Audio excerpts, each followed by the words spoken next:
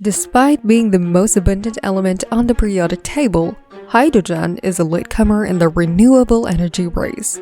Many other renewable technologies have dominated headlines for years, but the manufacturing and storage challenges with hydrogen prevent it from becoming a commonplace reality for many.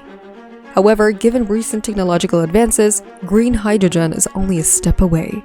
What breakthroughs will be made to reduce the negative impacts of hydrogen, and how effective will they be? Hydrogen may be found everywhere around the universe. It is the most common element, yet it is also one of our most stubborn ones. It's like a newborn baby whose mother solely nourishes. Hydrogen is one of the finest energy carriers since it quickly bonds to other elements and is well maintained. Some may be curious about how clear it is if a small amount of oxygen is added to a fuel cell. Hydrogen power solely produces water, as a byproduct hydrogen can be obtained from various sources, including fossil fuels and biomass. However, because hydrogen is clinging, you must separate it from other elements before it can be used alone. This is the source of hydrogen's poor energy efficiency, requiring significant energy and time. It takes more energy to make hydrogen than you receive out of it.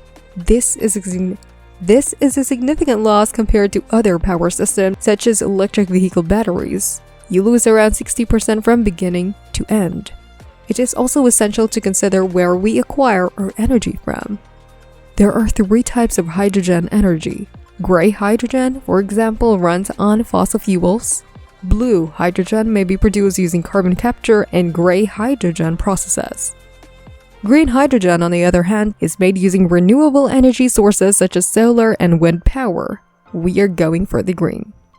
The problem is that it is much easier in theory than in practice. The 2 primary methods of obtaining green hydrogen by the use of an electrolyzer driven by renewable sources, also known as the power-to-gas P2G technology, and the steam reforming of biogas, either with or without carbon capture.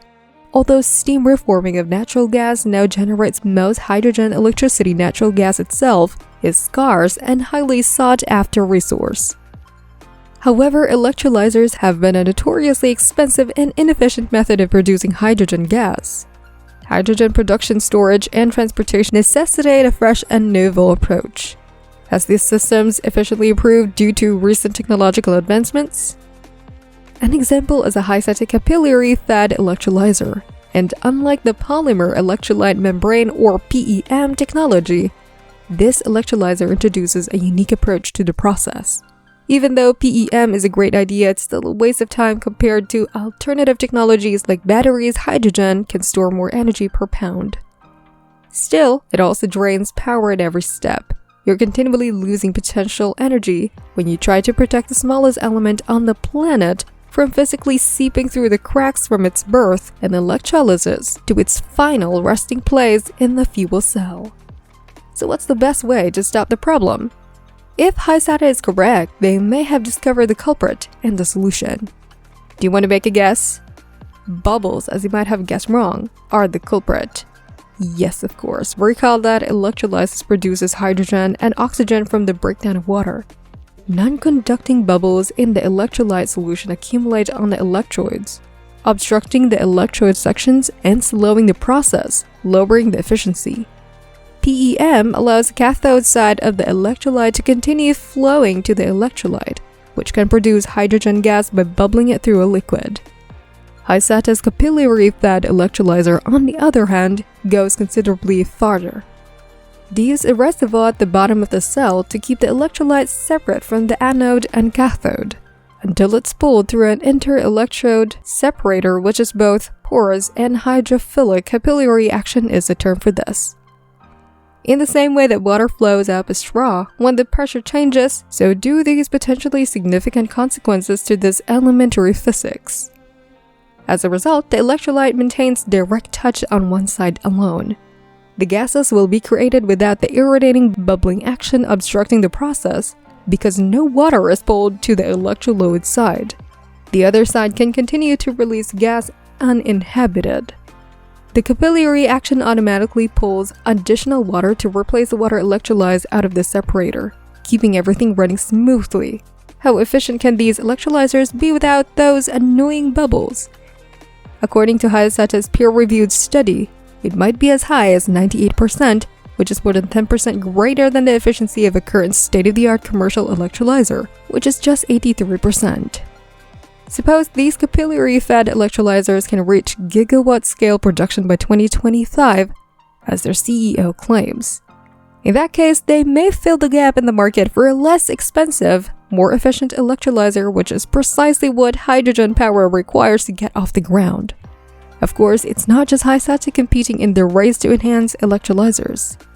Korean Institute of Science and Technology, KIST researchers claim to have tested a novel type of membrane that solves the problem of electrolyzer production corrosion. Proton exchange membranes, or PEMS, are used in most electrolyzers to allow positively charged hydrogen ions to pass through to the cathode and eventually combine with electrons to generate hydrogen gas. Unfortunately, this acidic environment is highly demanding on equipment necessitating costly metals such as platinum, ruthenium, or iridium in electrodes on their separator plates. They use titanium. Using these platinum group metals, PGMs, as a catalyst to speed up the reaction is one of the highest cost. These catalysts are expensive and can be contaminated by various contaminants in the input gas stream, such as carbon monoxide or other potentially polluting gases. However, this issue is often handled by switching to anion exchange membranes, AEMS. Negatively charged hydroxide ion pass through these membranes and electrode assemblies and combine to form water molecules at the anode, following hydrogen atoms to gravitate toward the cathode. Unlike their PEM counterparts, AEMs can operate in even alkaline conditions without the need for expensive metal catalyst AEMs. On the other hand, hasn't quite found its footing in the market owing to its poor performance and propensity for breaking down. KIST recently conducted tests on a new membrane and electrode assembly that outperform their AEMS counterparts by a factor of 6 and lasted 10 times as long. It even performed 20% better than existing PEMS technology.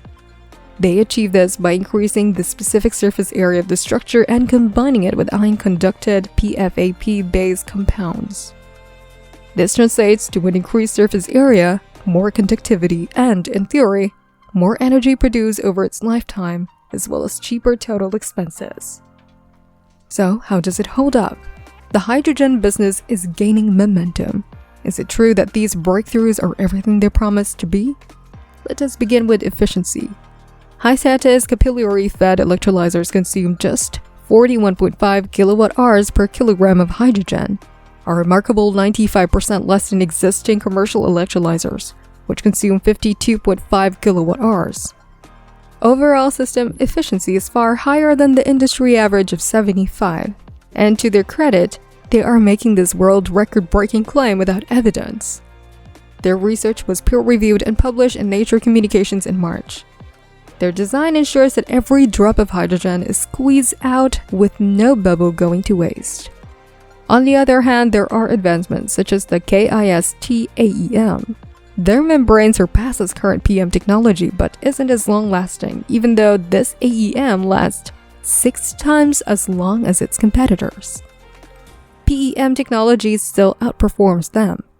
PEM and AEM electrolyzers have an average lifespan of 50,000 hours, or about 6 years, with AEM electrolyzers having a lifespan of about 3,000 years. Although changing the KIST AEM is less expensive, you will need to replace them more frequently, lowering your long-term savings. It would be beneficial if you also considered adaptability. This membrane is critical in electrolysis, carbon capture, and direct ammonia fuel cells, the next generation of hydrogen fuel cells. It's a delicate jigsaw puzzle. You want to collect as much hydrogen as possible without adding processes that waste time and energy. The more we simplify and enhance this technology, the higher the efficiency rate grows, making green hydrogen more competitive with other renewables. Of course, this little piece with so much potential has a disadvantage, which is the same one that stops the majority of us from obtaining the items we want. Many of these innovations are still in their early stages. While some are ongoing, others are almost finished. Is hydrogen power finally getting its due? it will take a significant amount of money and trial and error before they reach the scale that hydrogen enthusiasts envisioned. While some of these breakthroughs have already begun, many more are being developed daily. That is our video for today. We hope you like it. So what do you think about these latest hydrogen advancements and what they have to offer? Share all of your thoughts with us in the comment section below. Well, that's all for now. This is Big Tech Media. See you again tomorrow. Keep in mind to like, share, and subscribe.